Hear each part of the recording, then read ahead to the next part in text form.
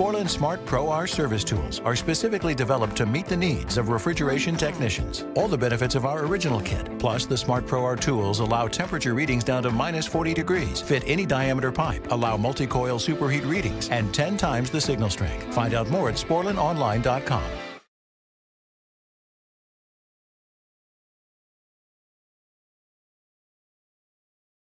Looking at a Bryant package unit, one with the big large door in the back. It's kind of a pain in the butt because they have the blower, compressor, and controls. It's got a replacement fan motor, and we're going to have to sleeve those because they're just tied off up top. So I'm going to take this off. Not a whole lot of heat coming out of the discharge, so we'll see what's going on. Of course, it is a really cool day as well. It's only in the 60s, so we'll see. Here's our Bristol compressor there. We're going to plug into the suction side to see what it looks like. No icing or anything like that. Looks like we have some sweat on the coil. We're going to see where our suction pressure stands. We'll just go from there.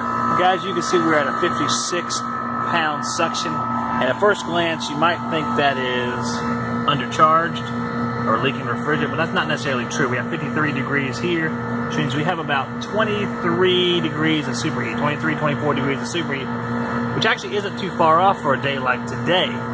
So we need to see if there's another factor that's playing into this. I'm going to check the blower speed and the blower run capacity to see if we're up to speed, because it doesn't feel like we're getting a ton of air through here, just based on the suction on the door when I took it off. I took these loose by cutting off these deals that were strapping them up.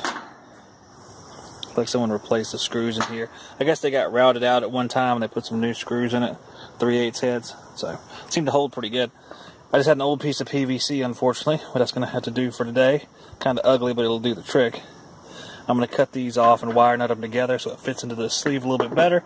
Then we can strap them up. Get back to business. Alright, there's our new and improved fitting. Ugly, but functional. We have our blower run capacitor here.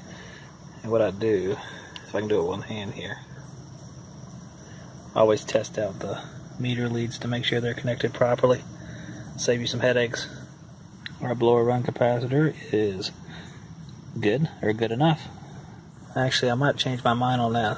It's a little oily on the back, around the rim. And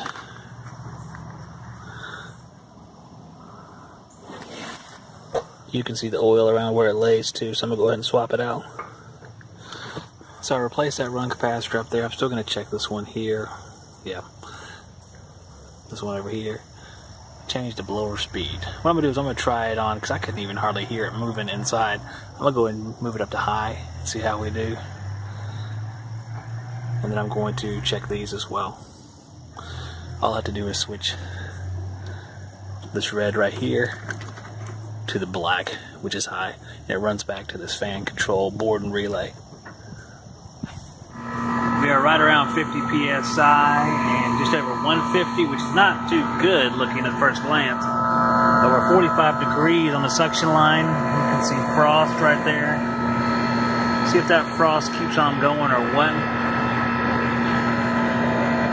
It's almost like there's a lack of airflow. Might have to end up checking ductwork or something like that, because we do have frost. Because the pipe was below freezing when it first started for several seconds, so it frosted up.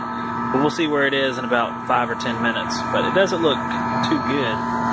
Low superheat, comparatively. Low temperature on the suction line. We shall see. I'm going to take some temperatures inside. Guys, we have 60 psi with an evaporator temperature around 33, 34 degrees. About 170.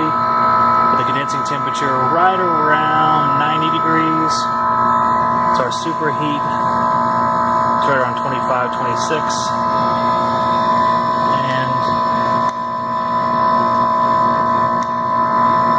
we have 70 degrees or so on the condenser up here. So we have about 20 degrees above ambient, which is pretty good. So the charge doesn't look to be off, judging from those numbers. Plus, at a 33 degree evaporator temperature with 35 degree delta on a standard evaporator, that puts us right around 68 degrees, which is what our return air temperature is. So far, the charge doesn't look that bad. At first glance, you think the charge is low, but it's not actually low if we check the other parameters. So I'm going to let it run a little bit. We got the blower speed turned up. Our superheat went up slightly. Our PSI on the suction line went up slightly when I did that, as expected. But nothing shutting down or causing a major issue like they had complained about, unfortunately. Just some minor stuff like the blower run capacitor. So I feel like we might be missing something. The contactor is pretty bad off, so that might explain some of it as well. So the conjunction of the contactor and the blower run capacitor could do it, but that's sort of more unlikely when you have multiple failures, but it could explain the situation. Didn't get a real definite answer on that call. A couple issues, nothing major. Hope the wind's not too loud. I got the window rolled down because it feels fantastic outside. So I'm heading back to the house for some lunch, which should be nice. This job is actually only about 5 minutes from my house, so it's really cool to have a job like that. So I told her to let me know if anything else happens, because the complaint was nothing would come on, and that wasn't the case here. Now, if it froze up, the blower will still be running, but you might not, feel it inside. And if it froze up, it might get low enough to trip on a low pressure switch. I didn't see a low pressure switch in there to trip. So I'm a little concerned that there's something else going on that we didn't see. The contactor needs to be changed out. But besides that, hopefully she'll be good to go. And I'll see you guys on the next one.